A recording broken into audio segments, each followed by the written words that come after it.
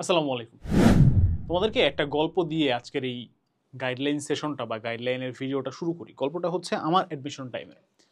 আমি যখন অ্যাডমিশন টাইমে ছিলাম, আমি আলাদা করে ঢাবির জন্য কোনো প্রস্তুতি নেই নাই। আমি মেইনলি ইঞ্জিনিয়ারিং অ্যাসপায়ারেন্ট ছিলাম। এখন ঘটনা হচ্ছে যে আমি যখন আমার প্রিপারেশন নেওয়া শুরু করলাম, তখন আমি 3 স্টেপ প্রিপারেশন নিতাম। ফার্স্ট স্টেপ হচ্ছে বই পড়া, মেইন বই। সেকেন্ড স্টেপ হচ্ছে কনসেপ্ট বই পড়া, কনসেপ্ট বুক। আর থার্ড স্টেপ হচ্ছে কোশ্চেন ব্যাংক পড়া। এই 3 স্টেপ স্ট্র্যাটেজি নিয়ে আমি আগাইতে থাকলাম। এখন দেখা গেল যে আমি উদ্ভাসে পড়তাম, তখন আমি কোচিংয়ে যাইতাম।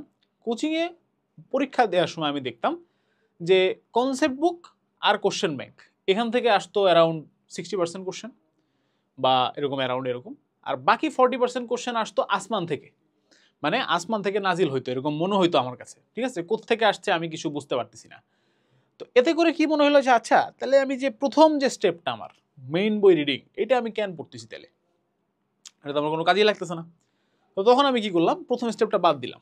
কেন? কারণ সময় তো সীমিত। একটা ডেইলি এক্সামের জন্য প্রিপারেশন নেওয়ার সময় থাকে কতক্ষণ তোমার হাতে? মানে তুমি সর্বোচ্চ 3-4 ঘন্টা পড়তে পারো, বা 5 ঘন্টা 6 ঘন্টা পড়তে পারো একটা ডেইলি এক্সামের প্রিপারেশন। একটা উইকলি এক্সামের জন্য আর কত ঘন্টা পড়তে পারো তুমি? তো 4 ঘন্টা টাইমের মধ্যে আমি যখন মূল বই, কনসেপ্ট বুক, কোশ্চেন ব্যাংক এই ফরম্যাটে যাইতাম, তখন দেখা যেত যে আসলে ওই কোশ্চেন ব্যাংক পর্যন্ত যাইতে যাইতে সময় শেষ, অথবা কোশ্চেন ব্যাংক আগে সলভ করলে কনসেপ্ট বুক এগুলো করতে পারতাম না, সময় শেষ হয়ে যেত। এই কারণে আমি কি করলাম, মূল বইটা বাদ দিয়ে দিলাম। তো মূল বইটা বাদ দিয়ে দেওয়ার ফলে যেটা হলো আবার, সেটা হচ্ছে আমার মার্কস এবার ড্রাস্টিক্যালি বাড়তে শুরু করলো। So I was very happy. ঠিক আছে, এবং আমি এই স্ট্র্যাটেজি নিয়ে খুব সাকসেসফুল হলাম। ডেইলি এক্সামে ভালো করলাম। প্রথম যে উইকলি এক্সাম হলো সেখানে আমি একদম কাঁপাই দিলাম। সেখানে আমার পজিশন সম্ভবত ছিল 2 ডিজিট পজিশন। ঠিক আছে, তার মানে বুঝতেই পারছো যে আমি টপ নচ রেজাল্ট করছি এবং আমি তুখর ব্যাচের জন্য সিলেক্ট হয়ে গেলাম। বাট এইখানে আমার একটা ভুল ছিল। সেই ভুল এবং আরও অন্যান্য ভুল নিয়ে আজকের এই ভিডিও। আমি আকিব আহমেদ প্রত্যয়, পড়াশোনা করছি ঢাকা বিশ্ববিদ্যালয়ের ত্রিপুরা ডিপার্টমেন্টে।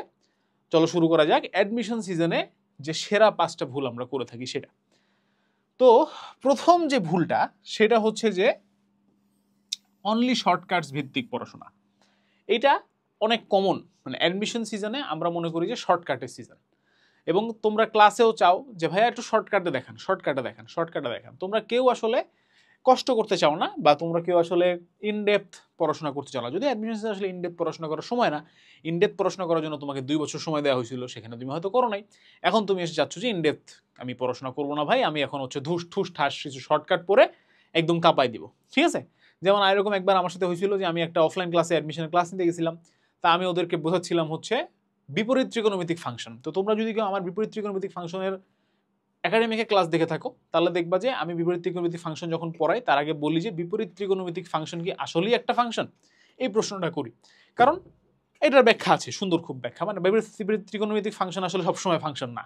তো খুবই ইন্টারেস্টিং একটা টপিক আমার কাছে মনে হয় আর কি। তো আমি শুরুতে গিয়ে এটা বোঝানো শুরু করলাম। তো একটা ছেলে ছিল খুবই বেয়াদব, সে হঠাৎ করে বলা শুরু করলো যে ভাইয়া এটা কি অ্যাডমিশনে আসবে?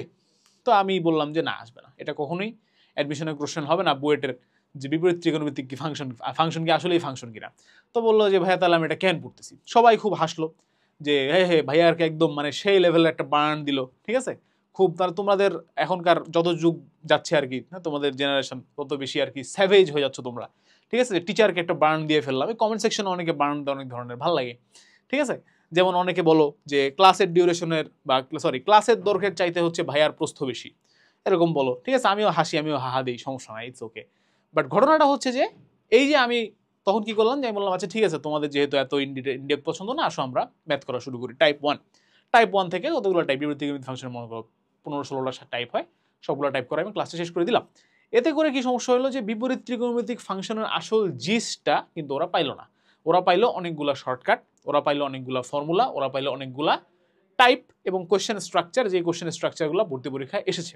সবসময় মনে রাখবা যে ওই যে 40% তোমার কাছে মনে হয় কোচিং এর ভর্তি পরীক্ষায় যে আকাশ থেকে নাজিল করা প্রশ্ন, এটা তোমাকে এই কারণে দেওয়া হয় যাতে তুমি পরীক্ষার হলে বসে নতুন একটা জিনিস চিন্তা করতে পারো। ঠিক আছে, পরীক্ষার হলে বসে নতুন জিনিস চিন্তা করা is one of the toughest things, but এইটা ছাড়া তোমার কোথাও চান্স হবে না। Literally, literally. অর্থাৎ তুমি যদি এক্সপেক্ট করো যে আমি কোশ্চেন ব্যাংক পড়বো, আমরা তো কোশ্চেন ব্যাংক পড়তে বলি তোমাদেরকে, আমি কোশ্চেন ব্যাংক পড়বো, যা যে টাইপের আসছে সেই টাইপ অনুযায়ী আমি পরীক্ষা দিব এবং সব কমন পাবো, জীবনেও হবে না এটা। হয়তো ম্যাক্সিমাম 60 to 70% বা 75% পর্যন্ত হয়তো তুমি কমন কমন পাইতে পারো, বাট বাকি কিছু প্রশ্ন এরকম থাকবেই প্রত্যেকটা পরীক্ষায়, যেখানে তুমি পরীক্ষা দাও না কেন, যে তোমাকে পরীক্ষার হলে বসে চিন্তা করে কিছু একটা বের করতে হয়েছে না। How do you do that? তুমি সেটা করতে পারো তখনই যখন তুমি শুধুমাত্র শর্টকাট নির্ভরতা থেকে বের হয়ে এসে তুমি জোর দিবা হচ্ছে কনসেপ্টে। এখন আমি বলতেছি না যে শর্টকাট খারাপ, আমি নিজে যখন ক্লাস করাই প্রচুর শর্টকাট পড়াই, প্রচুর ম্যাট্রিক্স পড়ানো থেকে শুরু করে এভরিথিং আমি প্রচুর শর্টকাট পড়াই, বাট মূল কনসেপ্টে যত ঘাটতি থাকবে শর্টকাট তত বেশি কি হবে, তোমার কাজে আসবে না। মূল concept plus shortcut, that is the ultimate weapon. Shortcut হচ্ছে তোমার ধার দেয়া, মূল কনসেপ্ট হচ্ছে তোমার আসল ওয়েপন বা তরবারি। তরবারি নাই তোমার, তুমি ধার দিতেছো, কিসে ধার দিচ্ছ, কাজে আসবে না। ঠিক আছে? আচ্ছা, 2 নাম্বার জিনিস হচ্ছে ফেক কনফিডেন্স। এই ফেক কনফিডেন্সটা অনেকভাবে আসতে পারে, বাট যখন তুমি একটা কোচিংয়ে পরীক্ষা দাও কিংবা অনলাইনে পরীক্ষা দাও তখন অনেক সিচুয়েশন তোমার ফেভারে থাকে। যেমন তুমি যখন একটা চ্যাপ্টারের উপর পরীক্ষা দিচ্ছ, তখন তুমি একটা চ্যাপ্টারের উপর পরীক্ষা দিচ্ছ। একটা উইকলি যখন দিচ্ছ, প্রত্যেকটা সাবজেক্টের উপরে ম্যাক্সিমাম 2টা থেকে 3টা চ্যাপ্টারের উপরে হয়তো একটা উইকলি পরীক্ষা দিচ্ছ। তার মানে তোমার কন্টেন্ট কি অনেক কম না? তুমি কন্টেন্টের ডেপথে ঢোকার সময় পাচ্ছ, প্রত্যেকটা টাইপের ম্যাথ হয়তো একটা করে প্র্যাকটিস করে যাওয়ার সময় পাচ্ছ, তাও হয়তো পাচ্ছ না অনেকে। যাই হোক, এই ব্যাপারটা কিন্তু তখন মানে তোমার জন্য অনেক ইজি হয়। বাট তুমি যখন অ্যাডমিশন পরীক্ষা দিবা তখন তোমাকে সব কিছু একবারে মনে রাখতে হবে, and that's why the challenge begins.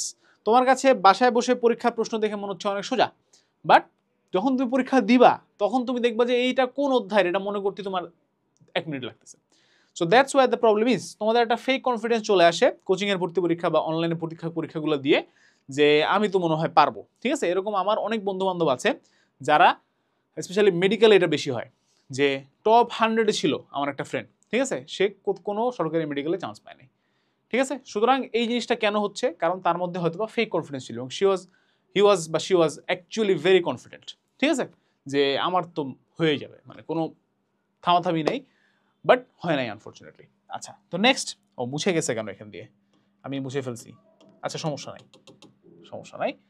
3 number হচ্ছে রেগুলার রিভিশন না দেয়া। এইটা আসলে ওই আগের কথাটা যে বললাম ওইটার সাথে রিলেটেড।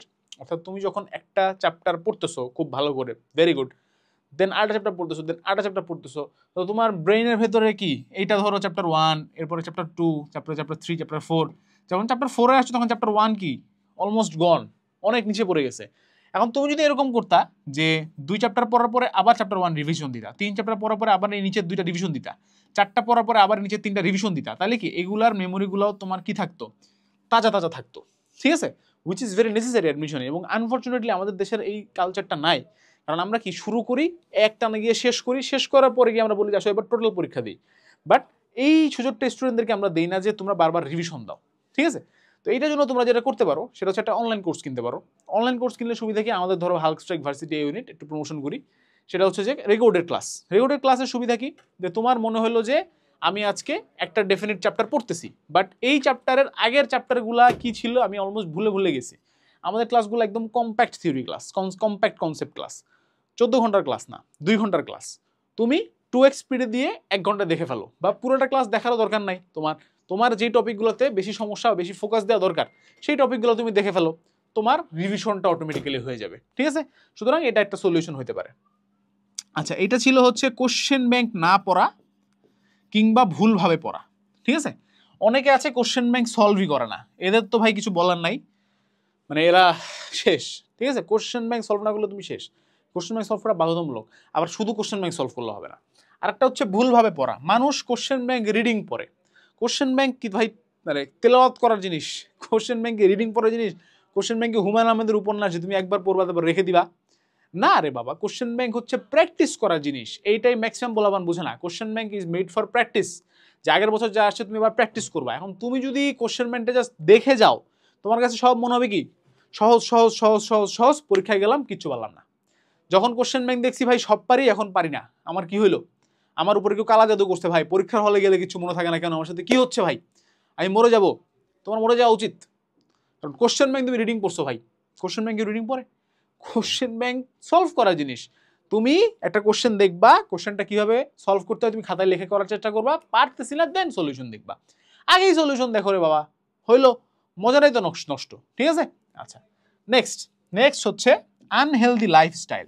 এই জিনিসটা অ্যাডমিশন সময়ে সবচাইতে ইগনোর করা হয়। মানে এই জিনিসটা নিয়ে আমরা কেউ কথা বলি না, সবাই আমরা পড়াশোনা নিয়ে কথা বলি, বাট এটা মনে রাখতে হবে যে মন ভালো না থাকলে, শরীর ভালো না থাকলে কখনো পড়াশোনা করা যায় না, নেভার এভার, কখনোই না। তুমি কঠিন সিচুয়েশনের মধ্য দিয়ে গেলে তোমার জীবন শেষ। অনেকে এরকম প্রশ্ন পাঠাও ইনবক্সে যে ভাইয়া অ্যাডমিশন টাইম চলতেছে কিন্তু আমার ব্রেকআপ হয়ে গেছে। আমি বলি মাশাল্লাহ, আলহামদুলিল্লাহ, শয়তানের আসর তোমার উপর থেকে চলে গেছে, এবার তোমার সাফল্য অবধারিত, তাই না? অ্যাডমিশন সিজনে ব্রেকআপ হওয়া খুব ভালো। আর অ্যাডমিশন সিজনে যদি দেখো যে কেউ হচ্ছে তোমাকে প্রেমের প্রস্তাব দিচ্ছে, তার মানে হচ্ছে ঝামেলা আছে, তার মানে শয়তান তাকে পাঠাইছে যাতে তুমি ব্যর্থ হও, ঠিক আছে? সেটা কখনো টিকবে না, ঠিক আছে? অ্যাডমিশন সিজনে হওয়া রিলেশনশিপ 95% ক্ষেত্রে ব্রেকআপ হয়ে যায়। কেন? কারণ ওই সময় মানুষ একটা স্ট্রেস সিচুয়েশনের মধ্যে থাকে। স্ট্রেস সিচুয়েশনের মধ্যে তোমার যদি একটা মানে এই চকলেটও দেওয়া হয়, কেউ যদি তোমাকে একটা 2 টাকা দামের চকলেটও দেয়, তুমি মনে করো ওয়াও আমার স্ট্রেস রিলিভার, ঠিক আছে? আরও কত কি ভাই রে ভাই, piece of mind, it's etcetera etcetera. So তখন আসলে মানে ইজি টু তোমার কি বলা যায়, ম্যানিপুলেট হওয়াটা অনেক ইজিয়ার। তো তুমি ঠাস করে ম্যানিপুলেট হয়ে যাবে, ঠাস করে মারা খেয়ে যাবা। হ্যাঁ, অ্যাডমিশন সিজনে দেখবা যে সব শেষ। তো অ্যাডমিশন সিজনে এই ধরনের জিনিস থেকে দূরে থাকার চেষ্টা করা, স্ক্রিন টাইম কমানো, আল্লাহর ওয়াস্তে স্ক্রিন টাইম কমাও ভাই। মানে আমি আমার স্ক্রিন টাইম নিয়ে ওয়ারিড থাকি। আমার স্ক্রিন টাইম হচ্ছে 3-4 ঘন্টা। আমি 3 ঘন্টার একটা টাইমার সেট করছি। 3 ঘন্টা টাইমার স্ক্রিন টাইম পার হয়ে গেলে আমি ওয়ারিড থাকি যে আল্লাহ আজকে অনেক ফোন চালাই ফেলছি। তোমাদের স্ক্রিন টাইম দেখে 8-9 ঘন্টা ভাই, মানে কিভাবে একটা মানুষের স্ক্রিন টাইম 8 ঘন্টা, তুমি বুঝতে পারছো? দিনের 1/3 তুমি ফোন চালাচ্ছ। হ্যাঁ, ওই দিন একজন বলতেছে যে ভাইয়া আমি এখন স্ক্রিন টাইম কমাই দিছি, আমি এখন আর অত ফোন দেখি না। আমি বললাম বাহ, ভেরি গুড, মাশাআল্লাহ। কত স্ক্রিন টাইম? বলে ভাইয়া বেশি না, 7-8 ঘন্টা। 7-8 ঘন্টা তার কম, তোমরা আগে কত দেখতো ভাই? তো বলতেছে ভাই আমার ম্যাক্সিমাম রেকর্ড আছে হচ্ছে 18 ঘন্টা। তার মানে যে তুই 6 ঘন্টা ঘুমাইছিস দিনের ভিতরে ভাই, মানে ইজ ইট যাই হোক, পাগল ভাই, পাগল। আচ্ছা, তো আনহেলদি লাইফস্টাইলের সাথে আরো কিছু ব্যাপার স্যাপার আছে। তোমরা অনেকে অ্যাডমিশন টাইমে নামাজ ছেড়ে দাও। সামনে রোজার মাস, তোমরা তো রোজার মাসের আগে অ্যাডমিশন দিয়ে ফেলবা। রোজার মাসে অনেকে রোজা রাখে না, নামাজ পড়ে না, বাইরে যায় না, বন্ধু বান্ধবের সাথে দেখা বন্ধ করে না মাসে একবার। এই ধরনের আনহেলদি লাইফস্টাইল ঠিক না। বাট তার মানে এটাও না যে ভাই এইটুক ভিডিও কেটে আব্বু আম্মুকে দেখাই বলবে দেখো দেখো বলছে বন্ধু বান্ধবের সাথে আড্ডা দিতে, দেখো বলছে বাইরে যেতে, আমি এখন বন্ধু বান্ধবের সাথে সাজেক যাব। এটা না, তার মানে এটা না। তার মানে হচ্ছে দিনে তুমি ফোন চালাচ্ছ তুমি 8 ঘন্টা, সেখান থেকে কমায় আনো, আধা ঘন্টা সময় তুমি একটু বন্ধু বান্ধবের সাথে আড্ডা দাও, সমস্যা নাই তো। আধা ঘন্টা সময় তুমি একটু বাইরে গিয়ে হেঁটে আসো, মাইন্ডটা ফ্রেশ হবে। ব্রেইনের এত বড় প্রেশারের সময়ে তুমি আনহেলদি লাইফস্টাইল যদি লিড করো, ব্রেইন শেষ, ঠিক আছে? তো তখন অ্যাডমিশন টাইমে অনেক ডিফিকাল্ট। এই জন্য অনেকে দেখবা যে যারা চিল থাকে অ্যাডমিশন টাইমে, এত যা হবে দেখা যাবে, ঠাস করে বইয়ের চান্স পেয়ে গেছে, ঠিক আছে? মামা আমি তো তেমন একটা পড়তেছি না, জাস্ট চিল করতেছি, ঠাস করে ঢাবিতে চান্স পেয়ে গেছে। আরেকজন দিনরাত পড়তেছে বাট কোথাও হচ্ছে না, কেন? কারণ শুধু পড়লেই হয় না ভাই, পড়াটাকে এনজয় করাও শিখতে হয়, হেলদি লাইফস্টাইলও মেনটেন করতে হয়। আসলে অ্যাডমিশন সময়ে সিজনে আসলে ভুলের কোনো অভাব নাই, বাট এই 5টা ভুল আমার কাছে মনে হচ্ছে তোমরা অনেক বেশি ফলো করো। তো এই ভুলগুলা শুধরাও, এই ভুলগুলা থেকে দূরে থাকো, সেটাই হচ্ছে তোমাদের প্রতি আমার প্রত্যাশা। আশা করি তোমরা এই ভুলগুলা করবা না এবং ইনশাআল্লাহ ভালো রেজাল্ট করবে অ্যাডমিশনে। এবং ভার্সিটি ইউনিয়ন প্রিপারেশন যারা নিচ্ছ, তারা hulk strike varsity union preparation কোর্সে ভর্তি হয়ে যেতে পারো। 32+ question bank solving class, 200+ exam আর 80+ কম্প্যাক্ট কনসেপ্ট ক্লাস বা কম্প্যাক্ট থিওরি ক্লাস থাকছে। এছাড়াও আরও অনেক ফিচার্স, যেমন Telegram group support, free doubt solving class. Telegram group সাপোর্টে এই ধরনের প্রশ্ন পাঠায় পোলাপান আর কি, জানি না। যাই হোক, মানে এগুলো থাকছে। সো আশা করি তোমাদের জন্য কিছুটা হলেও এই কোর্সটা উপকারে আসবে। দামও কম, মানও ভালো, ভর্তি হয়ে যেতে পারো। সবার জন্য শুভকামনা। আসসালামু আলাইকুম, আল্লাহ হাফেজ, দেখা হবে বিজয়।